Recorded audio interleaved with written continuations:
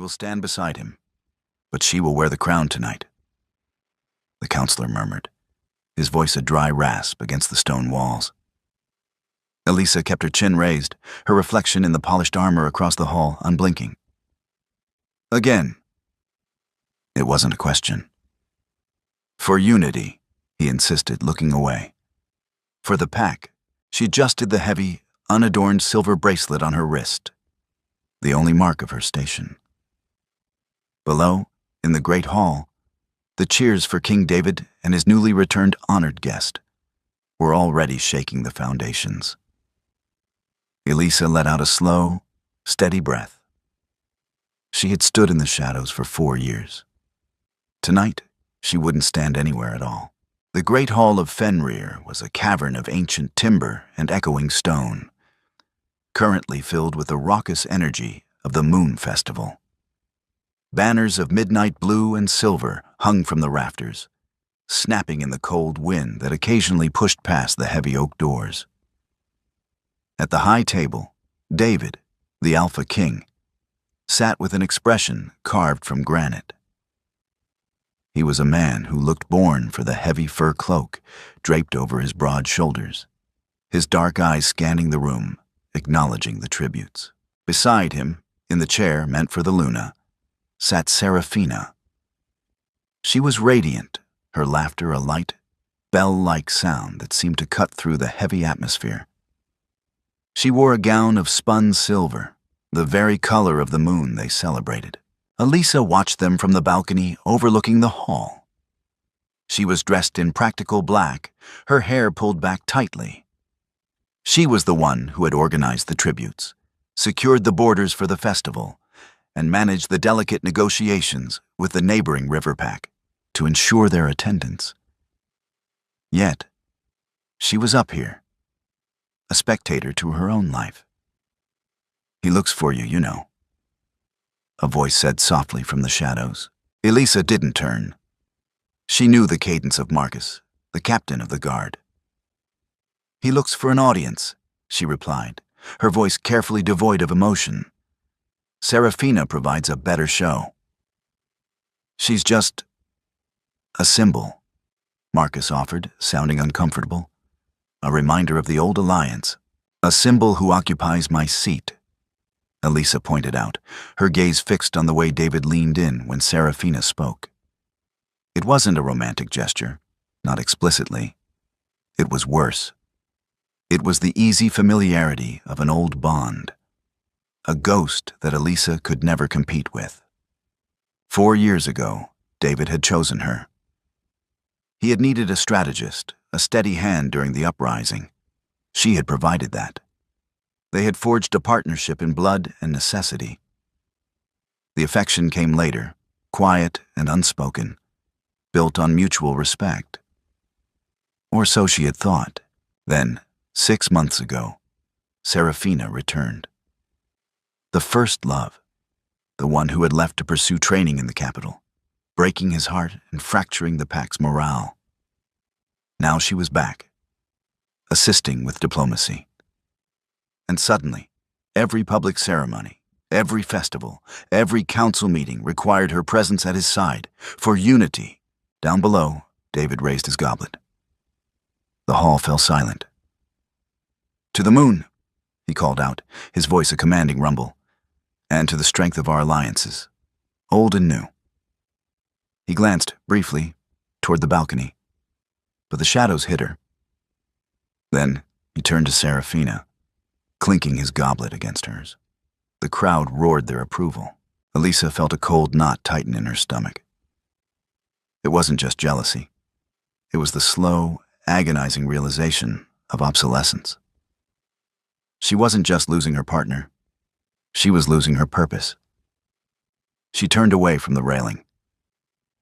"Marcus, ensure the western perimeter guard is rotated in an hour. The frost is settling in early." "Luna," he started, the title sounding strained. "Just Elisa tonight, Marcus," she said, stepping into the dim corridor. The title felt like a mockery when the woman downstairs was being treated like the queen. She walked the quiet halls, the sounds of the celebration fading into a distant hum. Her path took her past the council chambers, where maps and ledgers covered the long table. This was her domain. Here, she was indispensable. But power in the light was different from power in the dark. She stopped in front of the large mirror in her private quarters. She looked tired.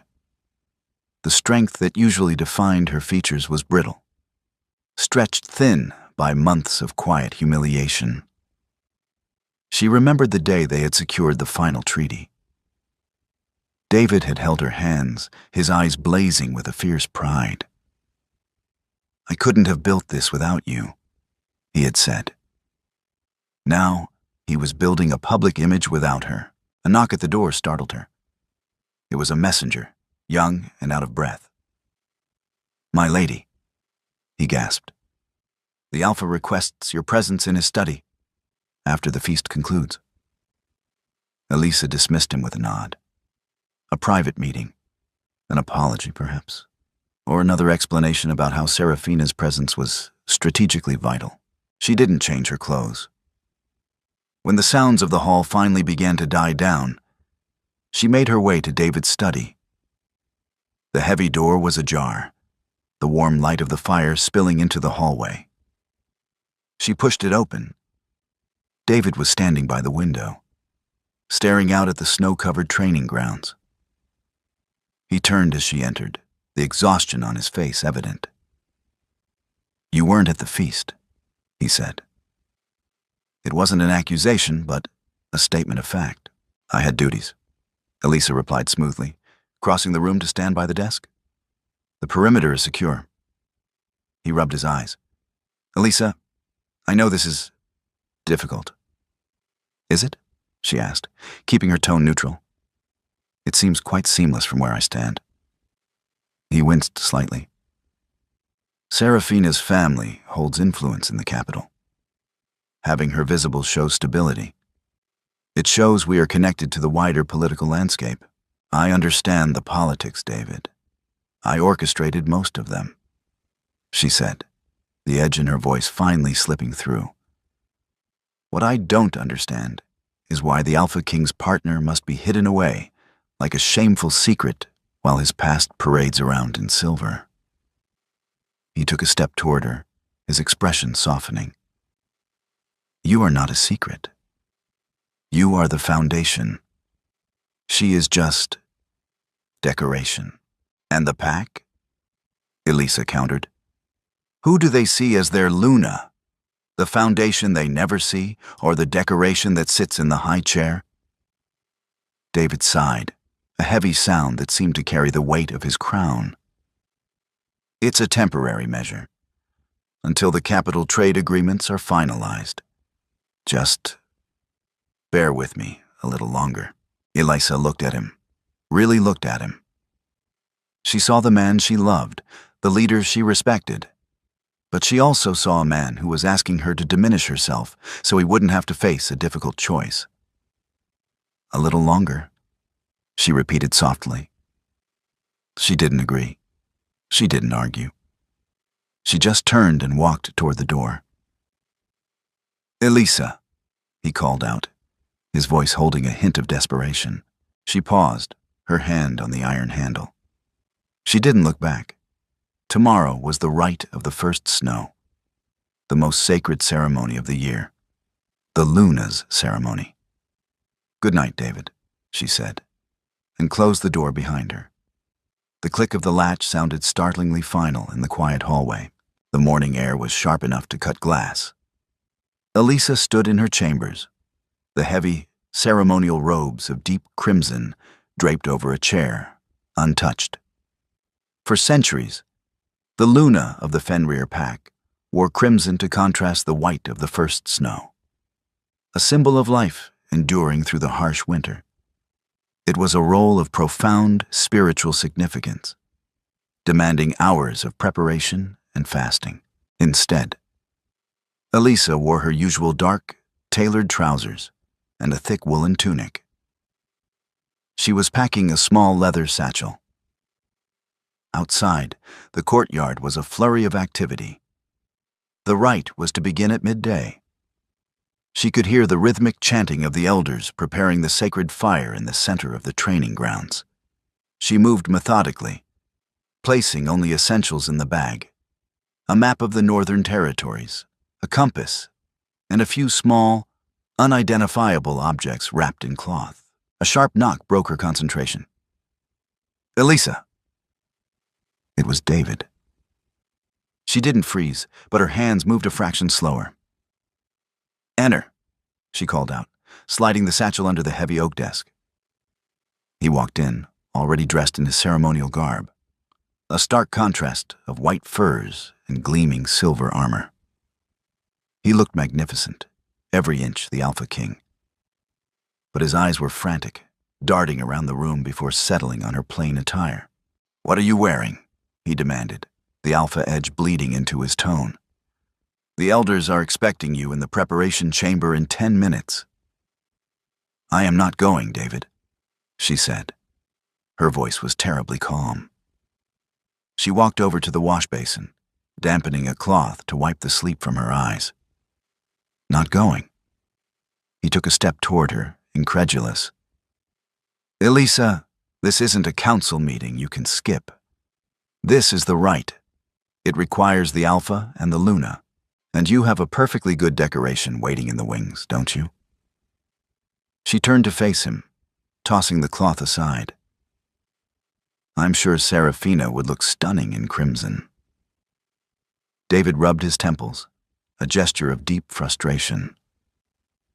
"We discussed this last night. The trade agreements have nothing to do with a sacred spiritual rite." Elisa interrupted, her voice finally rising a notch. "You know it, and I know it. This isn't about politics anymore, David.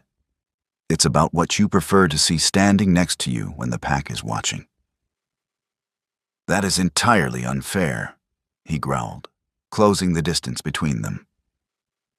He reached out to grab her shoulders, but she stepped back smoothly, a tactical retreat that spoke volumes. His hands dropped to his sides, the rejection stinging him more than a physical blow. "Elisa, please. I need you there. The pack needs to see us united." "They don't see us united, David," she countered, the hurt finally raw in her voice. "They see you and her. I am the shadow that manages the ledgers. You want me to be the foundation? Fine, but foundations don't stand in the light." She turned away, returning to the desk. "Go to your ceremony, David. I have work to do." He stood there for a long moment, the silence thick and suffocating. The chanting outside grew louder, a persistent reminder of the impending rite. Finally, a muscle feathered in his jaw. "If you do not attend, the elders will take it as a profound insult. I'll draft a formal apology later," she said without looking up. The door clicked shut. Elisa let out a breath she hadn't realized she was holding. She pulled the satchel back out. The finality of her decision settled over her, chilling her more than the winter air. She wasn't just skipping a ceremony, she was severing a tie. 2 hours later, the courtyard was silent. Everyone was at the ritual grounds on the edge of the forest. Elisa moved swiftly through the empty corridors, her steps echoing faintly. She bypassed the main gates, taking a servant's passage that led to the eastern postern. She reached the small, heavy iron door and unlocked it. The cold air rushed in, carrying the scent of pine and impending snow. She stepped out, pulling her cloak tight. She didn't look back at the imposing stone keep. She couldn't afford to. Back at the ritual grounds, the sacred fire roared, fighting the gray sky. David stood before it, feeling the heat on his face, but shivering internally. The elders murmured in confusion, their eyes darting to the empty space beside him. Then, a murmur rippled through the gathered pack. Through the throng, Serafina emerged. She wasn't wearing crimson, but a heavy white cloak that made her look ethereal, almost part of the falling snow. She stepped up beside David, her expression one of solemn duty mixed with a subtle, radiant triumph. "The Luna is indisposed," David announced, his voice carrying over the crackling fire, but it lacked its usual resonance. "Lady Seraphina has graciously offered to assist in the blessing of the flame." The elders exchanged uneasy glances, but they proceeded. As David and Seraphina raised their hands together over the fire, a cheer went up from the crowd, loud and enthusiastic. David looked out at his pack, celebrating this moment of unity. But as he glanced at the empty space where Elisa should have been, a cold dread began to pool in his stomach. Far colder than the first snowflakes that were finally beginning to fall. The snow fell heavily through the night, blanketing Fenrir in a pristine, unbroken silence. When David awoke the next morning, the lingering euphoria of the festival had entirely vanished, replaced by a gnawing anxiety that he couldn't shake. The image of Elisa's empty, perfectly composed face as she refused to attend the rite haunted him. He dressed quickly, ignoring the breakfast laid out for him. He needed to speak with her. He needed to fix this. He was the Alpha King. He fixed things. He commanded loyalty, respect, and order. Yet, the woman he relied on most seemed to be slipping through his fingers like dry sand. He bypassed his study and headed straight for her quarters in the western wing. The guard stationed at the corridor entrance bowed low. "Has the Luna emerged yet?" David asked, his voice brisk. "No, my king," one guard replied. "It's been quiet since yesterday morning." David frowned. Elisa was an early riser, usually deep into reports before the sun fully crested the horizon. He knocked on the heavy wooden door. "Elisa?" "Silence." He knocked louder. "Elisa, we need to talk. Open the door." Still nothing. A spark of genuine panic flared in his chest. He didn't wait for permission. He grasped the heavy iron handle and pushed. It swung open easily, unlocked. The room was immaculate. The fire in the hearth was dead, the ashes cold. The bed was perfectly made, not a wrinkle on the heavy wool blankets. Her ledgers on the desk were stacked with precise alignment. It didn't look like a room that had been slept in. It looked like a room that had been abandoned. David stepped inside, the silence pressing against his eardrums. "Elisa," he called out, his voice sounding hollow in the large space. He moved to the wardrobe and pulled it open. Her functional dark clothing hung neatly, but her heavy winter traveling cloak was missing. Her sturdy boots were gone. He rushed back to the desk, pulling open drawers. They were tidy, organized, but empty of anything personal. Then he saw it. A single sealed envelope resting in the center of the immaculate desk. It bore no crest. Just his name written in her elegant, sharp handwriting. He picked it up, his hand trembling slightly. He broke the seal and unfolded the thick parchment. "David, by the time you read this, the rite will be over, and the image of unity will be secured. I have spent 4 years building the foundation of Fenrir alongside you. I believed we were partners in all things. However, it has become abundantly clear that while my mind and labor are required, my presence is an inconvenience when the light shines brightest. A pack needs a Luna they can see, not a shadow they whisper about. Seraphina provides the image you desire and the political connections you prioritize. I will not remain to be a hidden manager while another plays the role of your partner. I have left precise instructions for the transition of my duties in the Blue Ledger.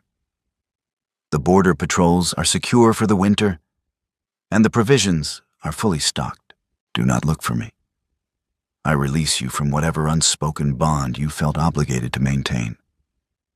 Rule well, David." "Elisa?" David read the letter twice, the words blurring together. The cold dread from the ritual grounds had blossomed into a suffocating pressure in his chest. She was gone. My king? David spun around to see Marcus, the captain of the guard, standing in the doorway, looking alarmed at the state of the room and the Alpha's pale face. "Marcus," David said, his voice raspy. "Assemble a tracking team, the fastest wolves we have." Marcus frowned, stepping into the room. "Is there a breach? Has the Luna been taken?" David looked down at the letter in his hand, the ink seemingly mocking him. "No," he said, the word tasting like ash. "She wasn't taken. She left." Marcus's eyes widened in shock. The Luna leaving? It was unheard of. "Left? Sire, the snow. The tracks will be covered by now." I don't care," David roared, the sudden explosion of anger masking the profound terror beneath it. "Find her. Tear the forest apart if you have to. Bring her back." Marcus saluted sharply and ran out. David was left alone in the cold, empty room. He looked at the perfectly made bed, the orderly desk. She hadn't just left. She had erased herself from the space entirely. He crumpled the letter in his fist, the sharp edges biting into his palm. He had spent months trying to avoid making a hard choice, convinced he could manage the delicate balance of politics and personal loyalty.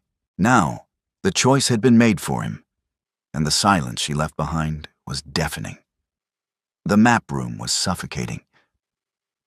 David stood at the head of the heavy oak table, the same table where Elisa used to command the attention of hardened generals with a tap of her pen. Now, the space felt too large, the maps too complex, the air too thick with unspoken questions. Marcus stood rigid by the door, his face a mask of professional neutrality that poorly concealed his underlying anxiety. 3 days. 3 days since the tracking teams had fanned out across the snow-choked forests, returning with nothing but frostbite and grim reports. The blizzard had wiped the slate clean. Elisa was a ghost. "Report," David snapped, leaning heavily on the table. He hadn't slept for more than an hour at a time. The dark circles under his eyes were bruised and heavy, his usually impeccable appearance frayed at the edges. "Sire, the northern patrols have reached the jagged peaks," Marcus said, his voice clipped. "No signs of a camp, no disrupted snow. The eastern patrols report the same along the river." "She couldn't have vanished into thin air," David growled, slamming a fist onto the map, sending a few wooden markers clattering. "She's one woman on foot in the middle of winter." "She is the Luna," Marcus corrected softly, a dangerous edge of insubordination creeping into his tone. "She knows the terrain better than the patrols.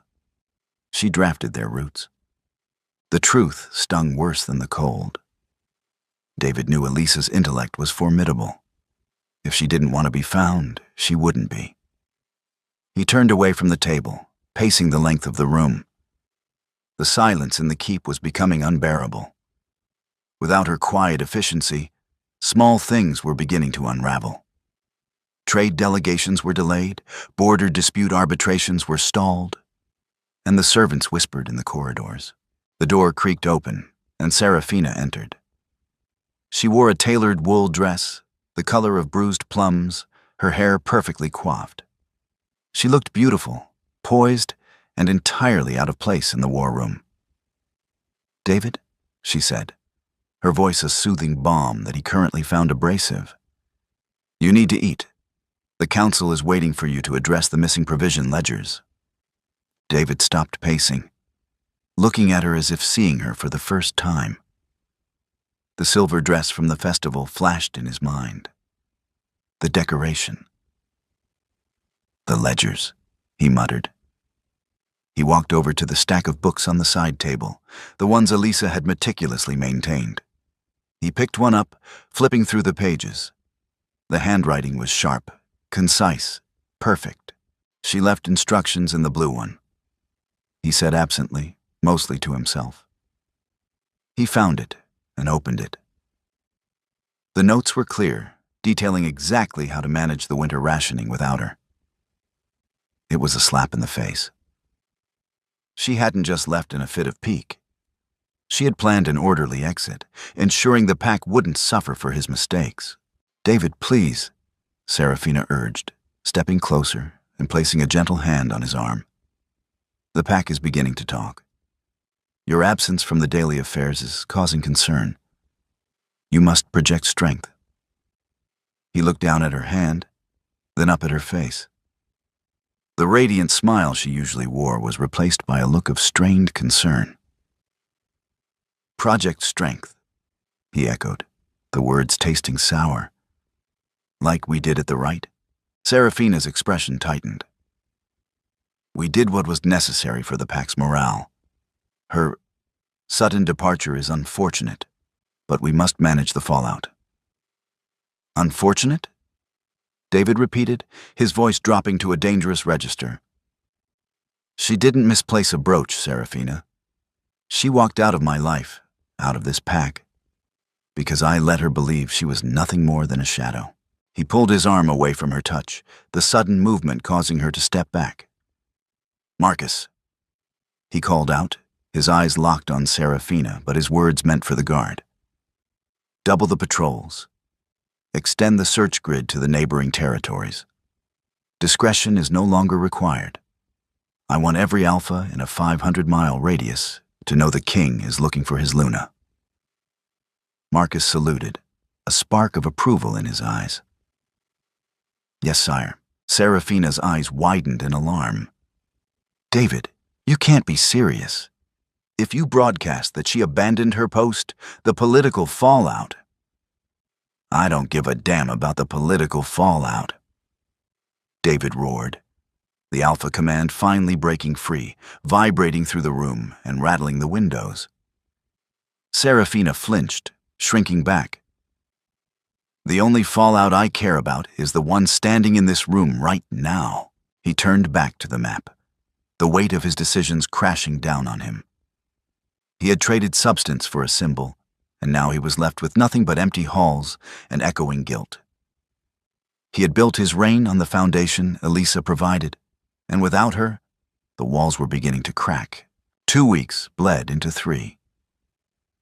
The brutal winter tightened its grip on Fenrir, and the once vibrant keep felt like a tomb. The frantic energy of the initial search had settled into a grim, exhausting routine. David spent his days pushing the council hard, trying to keep the intricate machinery of the pack running. But the strain was showing. The blue ledger, once a lifeline, was now a source of torment. Every time he opened it to find a solution to a logistical nightmare, he saw her handwriting, a stark reminder of the brilliant mind he had alienated. He was realizing, with a sickening clarity, how much of his perceived success as Alpha King was merely him standing on the scaffolding Elisa had built. One evening, he sat alone in his study, a half-empty glass of amber liquid in his hand. The fire was dying, the embers casting long, dancing shadows across the floor. He hadn't seen Serafina in days. She had quietly retreated to the guest wing, realizing, perhaps, that the space she had eagerly occupied was now radioactive with resentment. A soft knock interrupted his brooding. It was Elias, one of the oldest council members, a wolf whose muzzle was gray with age and wisdom. "Enter," David rumbled, his voice rough from disuse. Elias stepped in, closing the door softly behind him. He didn't approach the desk, preferring to stand by the hearth. "You look terrible, sire." "Your candor is noted, Elias," David replied dryly, taking another sip from his glass. "What is it?" "The border skirmishes with the Pine Ridge Pack are escalating," Elias reported, his tone grave. "Their Alpha claims our patrols are crossing the boundary markers," David frowned, rubbing his temples. "We haven't changed the patrol routes in 3 years. They are the same routes, Elisa." He stopped, the name catching in his throat. "The same routes the Luna negotiated, yes?" Elias finished gently. "But the Pine Ridge Alpha is opportunistic. He senses weakness. He knows she is gone. I am the Alpha. David stated, a defensive edge to his voice. The strength of this pack rests with me. Elias looked at him with a sad, knowing expression. The strength of the sword rests in the hand that swings it, David. But the strength of the shield rests in its foundation. The pack knows the difference. David fell silent, the words hitting too close to the marrow. What do you suggest? I suggest we send an envoy. Not a war party, Elias said. Someone who understands the nuances of the original treaty. Someone who isn't you. And who would that be? Marcus, Elias replied. He knows the roots and he knows how the Luna operated. He might be able to talk them down before blood is spilled. David nodded slowly. It was a sound strategy. Do it. Elias bowed his head, but didn't leave. He lingered by the fire, his ancient eyes studying the flames. There are rumors, sire. David stiffened. There are always rumors. These are different. They come from the traders passing through the eastern pass, the ones who trade with the rogue settlements beyond the mountains. David set his glass down, suddenly entirely sober. The rogue settlements were dangerous, lawless places. What rumors? They speak of a woman, Elias said slowly, measuring his words. A woman who arrived in a blizzard, demanding audience with the warlord who controls the crossing. They say she didn't fight him. They say she negotiated. David's heart hammered against his ribs. Negotiated? For what? Safe passage, Elias replied. And according to the whispers, she offered him a detailed map of the river pack's supply lines in exchange. David felt the blood drain from his face. The river pack. The alliance they had celebrated at the Moon Festival. The alliance Seraphina's presence was supposed to solidify. If Elisa had given up those supply lines, she hadn't just left. She had taken the very leverage that held the region together. Are you sure? David asked, his voice a ragged whisper. I am sure of nothing, sire. Elias said gently. But if it is true, she is not hiding. She is moving, and she is moving with purpose. The old wolf bowed and left the room, leaving David alone with the crushing realization that he didn't just lose his partner. He might have created his most formidable adversary. He stood up, looking at the dead fire. The silence in the keep was no longer empty. It was pregnant with impending consequence.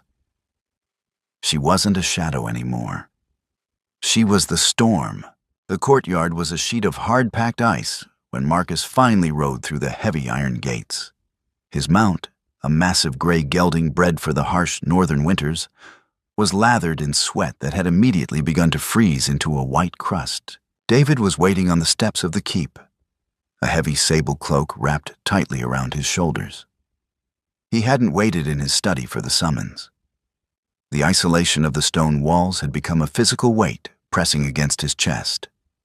He needed the biting wind to keep him grounded. Marcus dismounted, handing the reins to a waiting stable hand with a curt nod. The captain of the guard looked hollowed out. His face was wind-burned, and frost clung to his dark beard. He saluted his alpha, a slow, stiff movement born of deep exhaustion. Inside, David commanded, turning on his heel. The war room was marginally warmer, the hearth blazing with thick logs of split oak. David poured a measure of hot spiced wine and handed it to Marcus. The captain took it with cold, stiffened fingers, drinking it down in one long, desperate swallow before speaking. The border is secure, sire, Marcus reported, his voice raspy.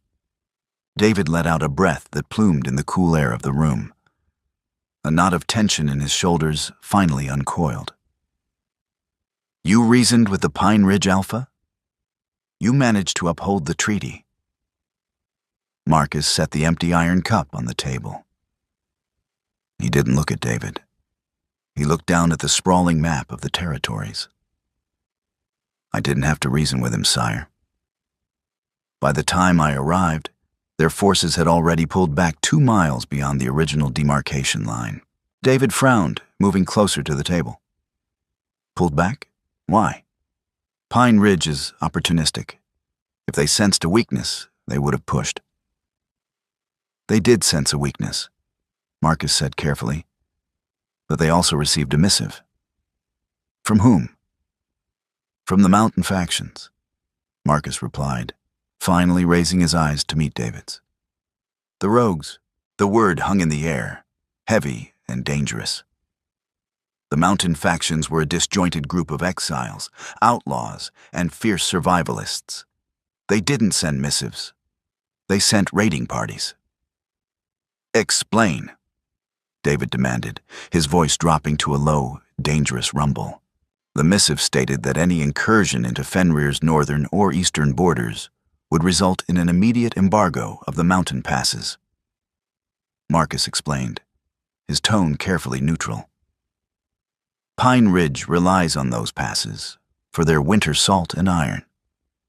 To lose them means starvation and vulnerability by spring. They couldn't risk it. David leaned his hands on the heavy oak table, his mind spinning. The rogues had never cared about Fenrir's borders. They preyed on weakness. Why would the warlords protect us? We have hunted them for generations. Not us, sire, Marcus corrected softly. They are protecting her. The silence that followed was absolute. The crackle of the fire seemed deafening. Elisa, David whispered, the name feeling like glass in his throat. The missive bore a seal, sire, Marcus continued, reaching into his heavy leather satchel. He pulled out a folded piece of thick, pale parchment and slid it across the map. A new seal. David stared at it. It was pressed in deep, charcoal gray wax. It depicted a solitary wolf, standing on a jagged peak, looking down. It was a stark, powerful image. It wasn't the crest of a pack. It was the crest of an individual who had commanded the respect of the lawless. She united them, David murmured, his mind flashing back to the countless nights Elisa had spent studying the geography of the mountains, noting the warring factions, the resource scarcities. She hadn't just been tracking threats. She had been understanding them. The door to the war room swung open. Serafina stepped inside, wrapped in a plush white fur stole. She looked out of place, a delicate porcelain doll in a room built for forged steel. David, she began, her tone carrying a note of rehearsed authority. The council is growing anxious. They are asking for a statement regarding the border. I told them we would issue a joint proclamation of strength. David slowly looked up from the gray wax seal. He looked at Serafina, really seeing her. He saw the polished smile, the perfect hair, the utter absence of substance. She was a beautiful banner fluttering in a storm, completely useless for taking shelter under. There will be no joint proclamation, David said, his voice terribly quiet. Serafina's smile faltered. David, we must project. You are not a part of this we, Serafina, David interrupted, his tone chilling the room further. You were an alliance, a symbol. But symbols do not secure borders, and they do not command armies. Her eyes widened, a flash of genuine indignation crossing her delicate features. I bring the support of the capital. I bring prestige. Prestige is a luxury for peacetime. David snapped, his alpha aura flaring, pressing the air out of the room. Serafina took a step back, her hand flying to her throat. We are not at peace. My Luna is gone, and the entire political landscape is shifting beneath my feet. You will return to the guest wing. You will not attend council meetings. You will not speak for this pack. You are making a mistake, she hissed, dropping the sweet facade. You are choosing a runaway over the capital. I am choosing survival, David said, turning his back on her. Dismissed. He didn't watch her leave. He stared at the map, at the vast, terrifying blank spaces beyond the mountains. Elisa wasn't running. She was building an empire in the shadows, and he had handed her the tools to do it. 3 weeks later, the Raven arrived. It carried a summons from Silas, the Alpha of the River Pack. The message was brief, formal, and entirely unexpected. It requested the Alpha King of Fenrir's immediate presence at the Obsidian Keep, a neutral, ancient fortress situated on the borderlands between their territories. The stated purpose: renegotiation of the eastern supply corridors. David rode with a guard of 20 seasoned warriors. The journey was brutal, the winter winds howling across the open plains, biting through wool and leather. But the physical discomfort was nothing compared to the gnawing anxiety in his gut. The River Pack was supposed to be their strongest ally. The alliance was the very reason he had prioritized Seraphina's public role. If Silas was demanding a renegotiation, the foundation was crumbling. The Obsidian Keep loomed out of the snowstorm like a dark, jagged tooth. It was a forbidding place, constructed of black volcanic rock, devoid of warmth or welcome. David's contingent was met at the heavy iron gates by the River Pack's guard. Weapons were checked. Pleasantries were stark and minimal. The tension was palpable, a live wire humming in the freezing air. David was escorted to the central hall. It was a cavernous space, lit by torches that cast long, flickering shadows against the black stone. A massive circular table of polished obsidian dominated the center. Silas stood at the far end. He was a tall, lean man, with calculating eyes and a reputation for ruthless efficiency. He didn't bow as David entered, merely nodding his head in a gesture of absolute equality. "King David," Silas greeted, his voice echoing in the vast space. "The storm was forgiving enough to allow your passage." "Good." "Alpha Silas," David replied, keeping his posture rigid, projecting the strength he was struggling to maintain. "Your summons was sudden. The eastern corridors were secured by treaty just 3 months ago." "Treaties are written by the living, David," Silas said smoothly, gesturing to the chairs around the table, "and the living landscape has changed." David stepped forward, his guards remaining by the door. "If this is about the rumors of the mountain factions, this is about stability," Silas interrupted politely. He took a seat, steepling his fingers. "The River Pack requires uninterrupted access to the mountain passes for our timber trade. The recent consolidation of the rogue factions threatens that access." David gripped the back of an obsidian chair. "Fenrir can provide escorts. Our military strength is unmatched." "Brute force is expensive, David," Silas countered softly. "And it is bad for business. I prefer guarantees over skirmishes." Silas paused, his dark eyes locking onto David's.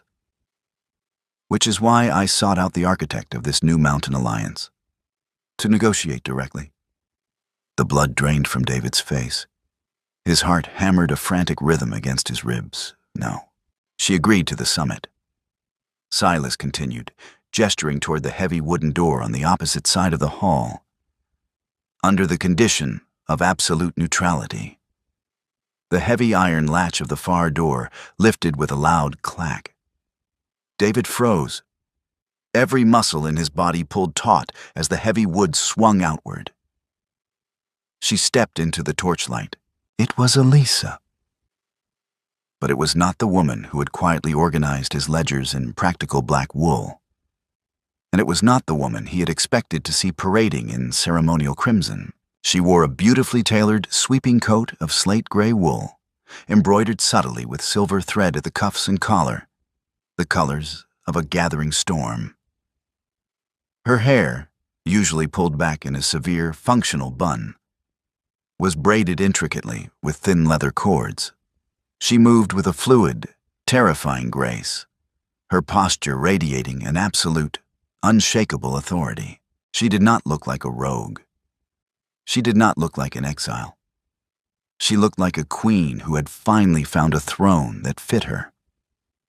Behind her walked two massive wolves, their faces scarred, their eyes feral. Wearing the dark leather armor of the mountain warlords, they flanked her like living weapons, entirely subservient to her quiet command. David couldn't breathe. The air in the room felt too thin. He wanted to shout, to demand answers, to fall to his knees and beg. He did none of those things. The rules of diplomacy chained him to the floor.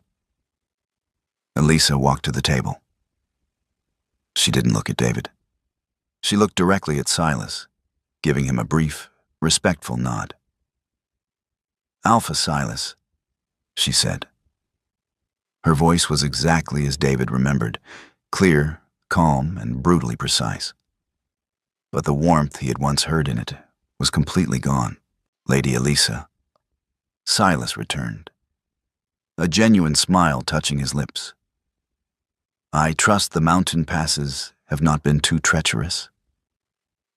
"The mountains are entirely manageable when one understands the terrain," she replied, her eyes finally, slowly, sliding to David.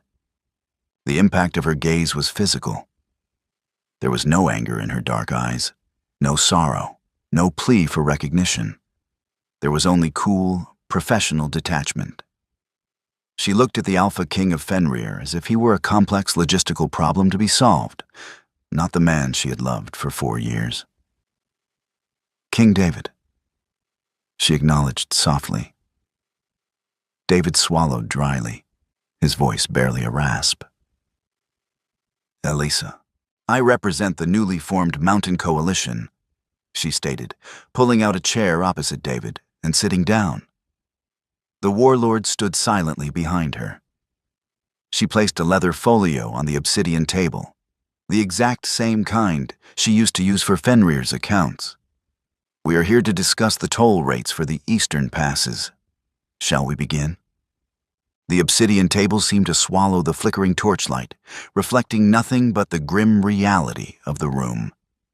Elisa opened her leather folio, the crisp sound of the parchment echoing like a gunshot in the tense silence. She didn't look at David again. Her entire focus was on Silas, who leaned forward, resting his elbows on the black stone, a look of profound respect etched into his sharp features. "The coalition proposes a restructured tariff for the eastern timber routes," Elisa began, her voice steady and melodious, devoid of any emotional tremor. She slid a document across the polished surface toward the river pack Alpha. "We control the high passes. We can guarantee safe transit, free of rogue ambushes, because the rogues are now our standing army." David's hands tightened on the armrests of his chair until his knuckles turned white. "Fenrir has guaranteed those passes for a decade," he interjected, his voice a low, warning rumble. He projected his alpha aura, a heavy, suffocating pressure meant to demand submission. The two scarred warlords standing behind Elisa instantly stiffened, a low, dangerous growl vibrating in their chests. Their hands dropped to the hilts of their jagged, bone-handled blades. Elisa didn't even flinch. She didn't submit to the aura. She simply ignored it, as if David were a draft from an open window. She raised a single, slender finger. Instantly, the warlords fell silent, stepping back into the shadows. The display of absolute control sent a shiver down David's spine. "Fenrir policed those passes, King David," Elisa corrected, finally turning her gaze to him. Her eyes were as hard and impenetrable as the table between them. "At a devastating cost to your own military reserves, and at an exorbitant tax rate to your allies. We do not need to police the passes. We own them. Therefore, our overhead is lower, and our rates reflect that." Silas scanned the document, his eyebrows rising in genuine surprise. "These rates are 30% lower than Fenrir's current tax. And you guarantee the safety of our caravans?" "With our lives," Elisa stated flatly. The coalition requires your timber to fortify the northern caves before the deep freeze. In exchange, your trade flows unimpeded.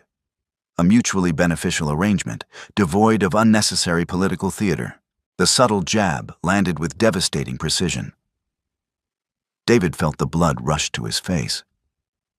This is a violation of the Silverwood Treaty, he snapped, leaning forward.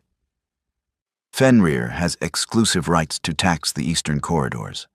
Silas, if you sign this, you break our alliance. Silas sighed, a sound of feigned regret. David, the Silverwood Treaty was contingent on Fenrir maintaining 3 permanent garrisons along the ridge. When your captain pulled your forces back last month to secure your own borders from the supposed rogue threat, you defaulted on the garrison clause. David felt the floor drop out from under him. He looked at Elisa. She had sent the missive to the Pine Ridge Alpha, knowing Marcus would pull the troops back to compensate. She had orchestrated the default. She had used his own defensive strategy to unravel his trade monopoly. You drafted that clause, David whispered, the realization hitting him with the force of a physical blow. He stared at her, seeing the terrifying brilliance of the trap she had laid years ago, waiting for the day it might be needed. I always favored meticulous contracts, Elisa replied, her tone perfectly conversational. One must account for all eventualities, including the shifting of alliances. David stood up, the heavy chair scraping loudly against the stone floor. His guards at the door immediately stepped forward, hands on their weapons. The Riverpack guards mirrored the movement.